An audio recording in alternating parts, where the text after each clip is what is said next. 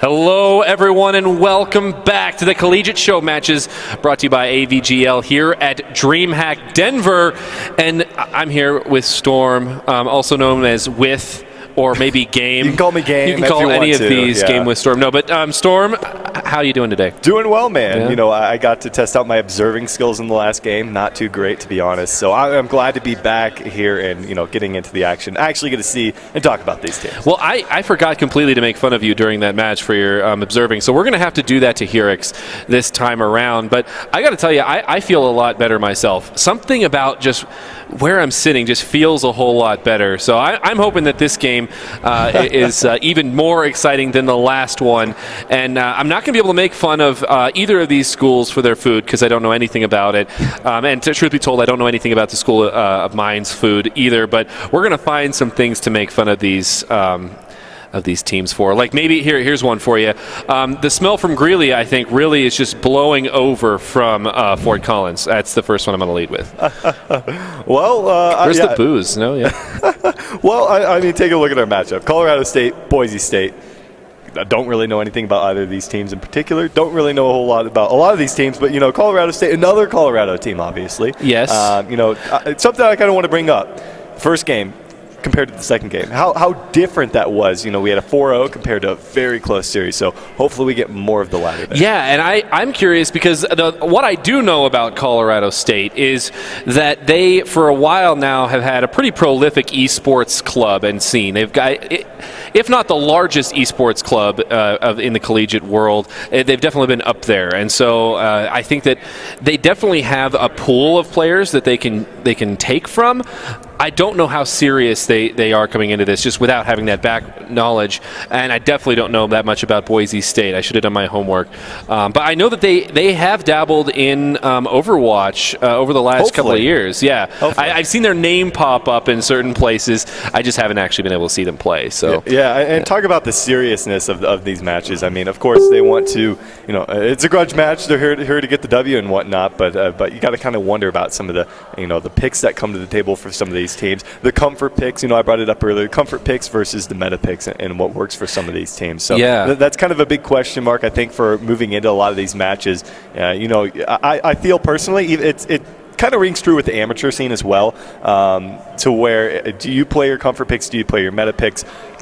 I like to see a mix of both, see what works, and see if it, especially in a long series like this, you have plenty of wiggle room. Yeah, and that's the thing I love about casting events like this, is you can see a little bit more of those niche picks, because the level of having those comfort picks make bank for you is a little bit higher maybe than you'd see in the professional scene. That said, I actually think the game is fairly balanced right now anyway. We haven't seen anything too crazy today. We've seen pretty much everything that you might see in any level of play, maybe just some different compositions. One thing I want to talk about is Pharah, honestly. Pharah has been something that has been accentuated in both of these matches on various levels, and it does seem like certain teams really gravitate towards that pick, and it's been used to mixed success. Yeah, Ferris had a lot of success, had some some high and some low moments. And another one I want to put out there is Tracer as well. We've seen a couple of Tracers really stand out, but Tracer's such an important part to a lot of team compositions in this meta, and just overall one of the most played heroes at a DPS role. So if you are a potent Tracer, you will really shine at this level of play. So we are headed to Lijiang Tower. We've got Colorado State over on the blue, Boise State on the red. Who's taking this one, Gil? Oh boy, I've got to go with the hometown. I'm going to go with Colorado State. Although Injustin goes down immediately to a rocket, and Phantom is going to open things up for Boise State. No resurrection coming out there on to the Tracer, and they're just going to go ahead and try to fight it out here on the point. But right now, it's going to be the Pharah v Pharah battle being won by Phantom FW by Boise State. Yeah, not saying that Resurrect was a little surprising, but Boise State kind of had the more aggressive play to get that started. They really took it to Colorado State, and they had better positioning overall around the point to where they could force them back and not kind of allow for that entryway onto the point. A good start for Boise State nonetheless. And talking about the Pharah play, it looks like we'll see one here from both sides. Excited to see who's going to come out on top as they battle it out in the skies. Yeah, right now at fairly close to equal ults. economy as far as the Faras go, but they're forcing this fight into this small room, and that means the team that gets the first kill is going to have a huge advantage. All uppercase gets Pocket Me, and once again we're seeing a very late Resurrect coming out on to Pocket Me, either one of those, and it looks like with that, Boise State is going to be able to come out on top of this one. Onir, the last to fall. Didn't even need to use that ultimate. Valkyrie coming out there from the Mercy as well, so able to retain that ultimate moving into the next fight. Both teams should actually have it, as it looks like Chubbies for this side of Colorado State going to be using that in the next one. But Injustin now making a move over to the McCree, so they're looking for a way to deal with Phantom, realizing that he is a threat along with the Tracer for the side of Boise State. I feel like both of those, the McCree, a decently hard counter to be able to take those both down. I really like that. That might also help them kind of quell some of the aggression here from Boise State. You might be able to get a key stun onto an engaging member, and so we'll see if Injustin can make that work as Justice rains from above. AMF getting 3 kills with that. One of the key ones, of course, being onto Aphrodite, and that should spin things in favor of Colorado State. He picked up both of the supports there, able to finish off the Lucio in the end, so you can see the look of shock there on their faces as AMF cleans them up for the most part and able to take the point back. Regardless, 80% on the board for Boise State, so they're sitting comfortably. And the thing is, they didn't have to use anything in that last fight. Yeah. They could have blown that sound barrier, but they have that moving into the next one. Transcendence now coming out from Pocket May. We'll see what kind of an impact it's going to make here as Phantom kind of looking for a vantage point for that barrage up top, if possible, as they try to retain the point now. We do see the Resurrects coming out from both sides, of course, with that Mercy ultimate now. Pretty back and forth for the most part here, but still not a whole lot of ultimates. Still waiting on that sound barrier to come out from Boise State. Yes, and Justin narrowly escapes there as Colorado State do start to pull some kills back in their favor. Phantom doesn't want to pull the trigger on that ultimate, and I think it may have cost them this one. They may have been a little overconfident, thinking that they could actually win that fight based on the positioning and just pure mechanical play, but Colorado State pulls it back in their favor. They did use several ultimates, but the ult economy is still looking fairly close as, Blitz is going to have his coming online, and that may be the X factor coming in this next And one. a couple of ways to use that sound barrier. You can initiate with it, or you can wait for that perfect time, and I think it feels like Iron's waiting for the perfect time. He's going to drop the sound barrier as that barrage comes out from the side of Phantom to give him that protection in disguise. Didn't seem to really make the difference, though, as Boise State still picking up a couple of kills. Most importantly, the Mercy is out of the picture now. They still have a lot of sustainability with that Primal Rage coming out from Onir there, and Velador as well does have a self-destruct to get the reset, as they will take a lead here and more than likely force it down to one fight. Colorado State pulling themselves back into this round. Yeah, and the key switch for bringing Injustin onto that McCree seems to have been paying off, and because they have been winning more fights than I expected them based on the first couple. One thing that I want to point out, though, is AMF was able to get the Farah v Farah kill,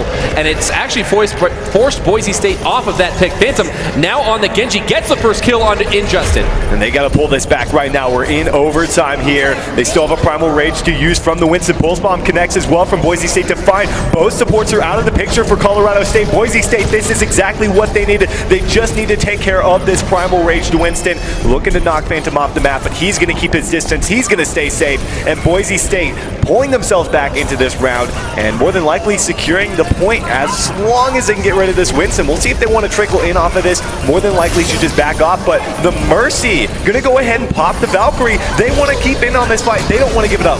Yes, but that is going to cost them their Mercy's life. They get the few reses. They're going to get another opportunity at this fight, but it's not a good opportunity. They start this one behind. They use their ultimates, and now with 20% left from the side of Boise State, if they are able to retake this, they're going to actually have an ultimate advantage in Colorado State's last fight to try to pull it back. A valiant effort nonetheless coming out from Chubbies there. Yeah, he knows it's happening. I mean, that was a pretty solid play from the Mercy. It looked like they got nearly a full fight reset, but the fact that there was a Dragon Blade out there, the fact that they had the ultimate as well from Boise State in terms of having that Valkyrie available allowed them to take it. So now 95%. They're going to press very aggressively into the spawn, trying not allowing for them to touch the point, but they are going to contest as Blitz pops the Primal Rage, trying to get onto the point here. There is a sound barrier to to use for Boise State. What are you waiting for? You lose your Tracer now. Sound Barrier hits all 5 of the teammates that are alive here, but there's so much to work with if you're Colorado State. I can't see them losing this right here. Yes, the only thing that has kept Boise State in it is key tank play. You see all uppercase doing a lot with that defense matrix, keeping this fight going. And Justin now joining the fray as he died early in that last one, gets 2 with his ultimate, and a dead eye is going to be bringing us back for Colorado State. Boise, they're fighting as hard as they can, but they've lost their footing, and they are going to lose this point 100% to 99. And we were hoping for a close one, and it certainly started out that way. Well, it started out in the round. It looked like there was a blowout from Boise State, but a good turnaround from Colorado State. It seemed like they were just a little slow to start there.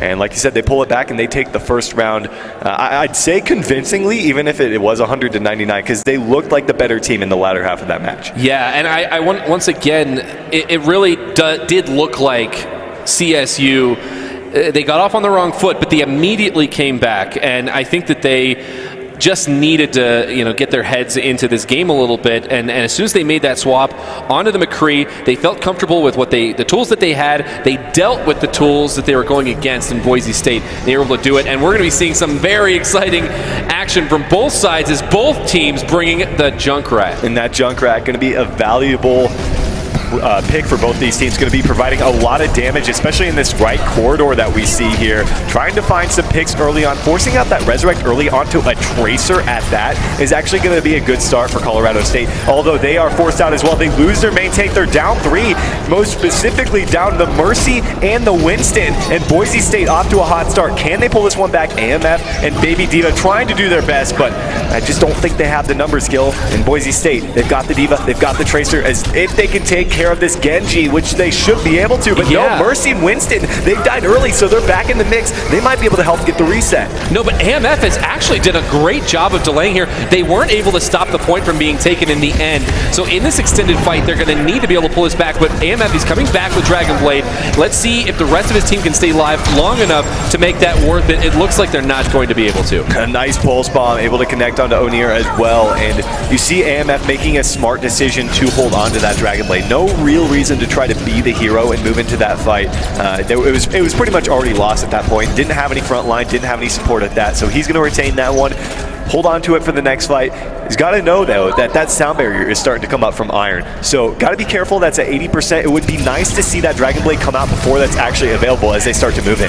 Yeah, and you can see Colorado State trying to deal with the positioning around Junkrat, taking the high ground here. They're going to use actually, Colorado State, yeah, they do use Velacor's self-destruct, not finding anything, but Justin gets multiple kills with his tire. Across on the other side, Saladon gets a few as well, but Colorado State, with the dual resurrects that they were able to get out of that, certainly are coming out on top in this fight. They just need to finish off some of these kills as Boise State rounds the 60, or gets near the 60% mark. And think about how impactful that sound barrier would have been if Iron had gotten that 20% up for that fight. Could have counteracted some of that Junkrat tire damage, could have counteracted that Dragon Blade, which both of those ultimates ended up getting a total of 4 kills, Gil. So that was a big pickup for those guys as Colorado State take the point back in their favor. Nonetheless, still 58 up for Boise State.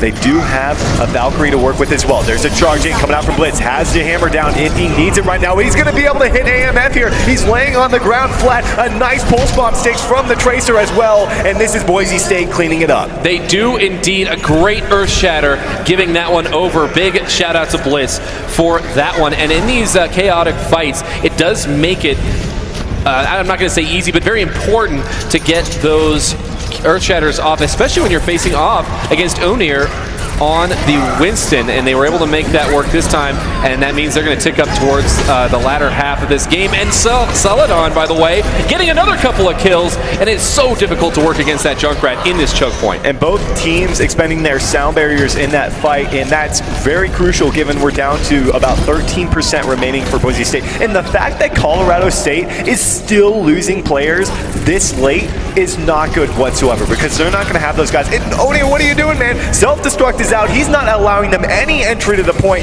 and just like that, Boise State tied up 1-1 here on Lijiang Tower. Yeah, and the Junkrat being the X factor in this one, I think, and Saladon got the better of that matchup in this case, and I think it had a lot to do with the team positioning. They were able to take the right positioning, force Colorado State into these tight choke points, especially there at the end, and get a lot more payment from their Junkrat. Yeah, a lot of big Junkrat plays coming out, but I'm impressed with that Genji play nonetheless from AMF. Even though they didn't take the round, very spectacular what we saw from him. Hopefully we get to see more of that here in this third round, but this is a very important round. Going up 1-0 before we head to a hybrid map, control point, it really kind of changes the pace of the game as well, going from a control to a hybrid. So obviously you want to start strong, you want to get out on top here, but as you can tell, we're going to have a close one on our hands. Yeah, and talk about AMF, he certainly seems to be someone that Colorado State needs to enable to find success. He has been making the plays, and in the fights that they've won and the fights that they've lost, he's been able to do that. And so we'll see if he can lead his team to victory here on the third and final point of Lijiang Tower. We're at the Gardens.